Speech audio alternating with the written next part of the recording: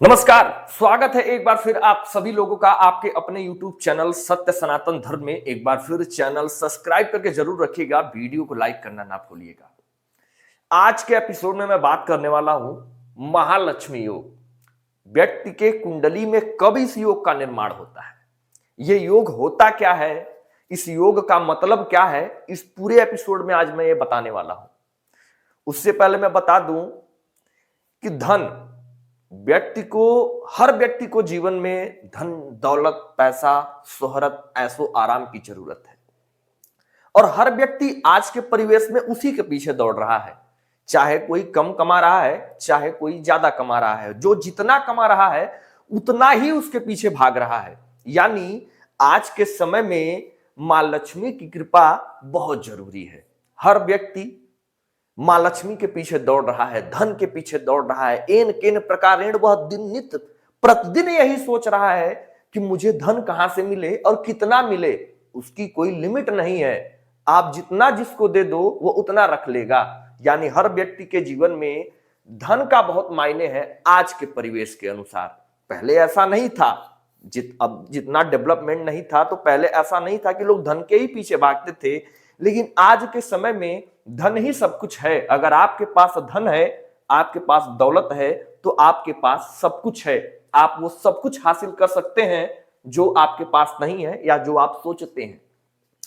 तो व्यक्ति के कुंडली में ऐसे ही बनता है एक महालक्ष्मी योग। अब ये महालक्ष्मी योग कब बनता है, होता क्या है महालक्ष्मी योग, इस पूरे एपिसोड में बताने वाला हूं, तो ध्यान से सुनिएगा। महालक्ष्मी योग कब बनता है, ये मेष राशि की कुंडली है।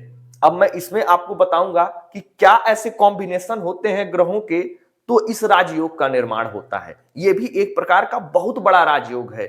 अब मैं बताता हूं कि जब त्रिकोण के मालिक, त्रिकोण क्या होता है कुंडली में, पंचम भाव और नवम भाव, जब त्रिकोण के मालिक केंद्र में जाकर बैठ जाएं, उच्च के हो, अपने मूल त्रिकोण राशि में हो या अपने मित्र राशि में हो।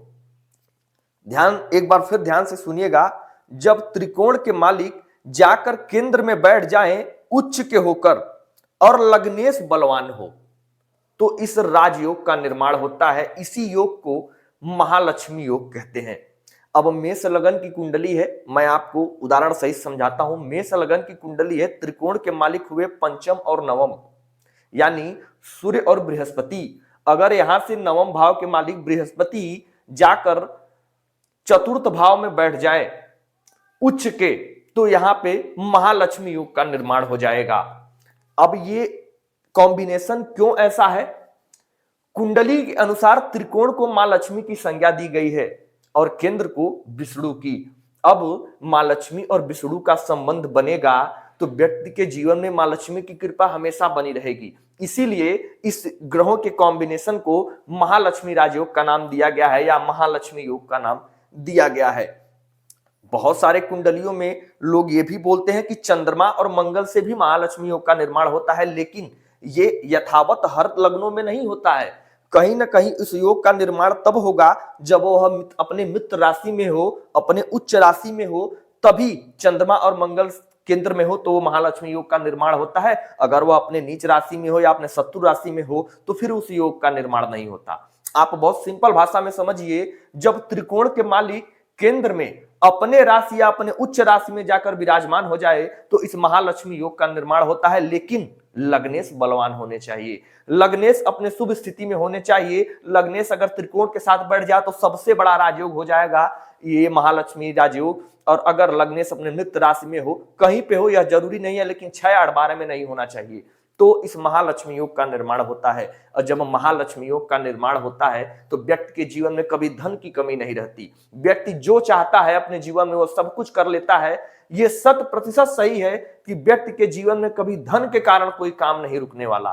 तो देखिए, क्या आपकी कुंडली में ये ग्रहों के कॉम्बिनेशन बन रहे हैं, क्या आपकी कुंडली में भी महालक्ष्मी राजयोग का निर्माण हो रहा है। इन सभी राशियों में महालक्ष्मी योग का निर्माण हो सकता है।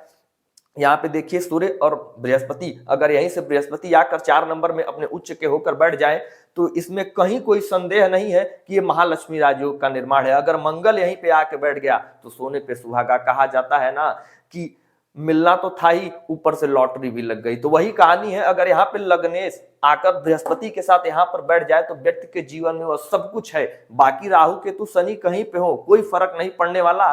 धन सुख संपदा काम काज से लेकर कभी कोई रुकावट व्यक्ति के जीवन में होने ही नहीं वाली है। तो मैं वही बता रहा हूं, जब त्रिकोण के मालिक केंद्र में अपने घरों या अपने उच्च घर में आकर बैठ जाए तो महालक्ष्मी राजयोग का निर्माण होता है। बस नियम शर्तें वही हैं। तो लग्नेश बलवान होने चाहिए। लग्नेश अपने मृत राशि में अपने स्वराशि होकर या त्रिकोण के साथ संबंध बनाकर लग्न में बैठा हो।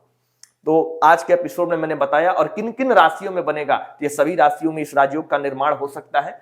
अब देखिए, क्या आपकी कुंडली में भी त्रिकोण आकर केंद्र में बैठे हो और लग्न अगर बलवान है तो याद रखिए महालक्ष्मी राजयोग का निर्माण होता है। कुछ और भी कॉम्बिनेशन होते हैं, जैसे पंचमेश आकर केंद्र के साथ बैठ जाए केंद्र में, तब भी इस राजयोग का निर्माण होता है। धनेश आकर आय भाव में बैठ जाए और केंद्र आकर त्रिकोण में बैठ जाए तब भी ये लक्ष्मी योग का निर्माण होता है। लेकिन वो बहुत ज्यादा डीप में चले जाएंगे, वो बहुत सारे कुंडलियां विश्लेषण करने पर पता चलता है। लेकिन जो सिंपल भाषा में मैं बता रहा हूं आपको कि एज ऑफ कॉम्बिनेशन अगर है, ये त्रिकोण के मालिक अगर केंद्र में जाए और लग्न बलवान हो तो महालक्ष्मी राजयोग का निर्माण होता है। चंद्रमा मंगल से भी होता है, लेकिन ये जरूरी नहीं है कि हर राशियों में चंद्रमा मंगल से महालक्ष्मी योग का निर्माण हो। ये जो कॉम्बिनेशन है वो हर राशियों में बनेगा, लेकिन चंद्रमा मंगल का हर राशि में नहीं बनेगा।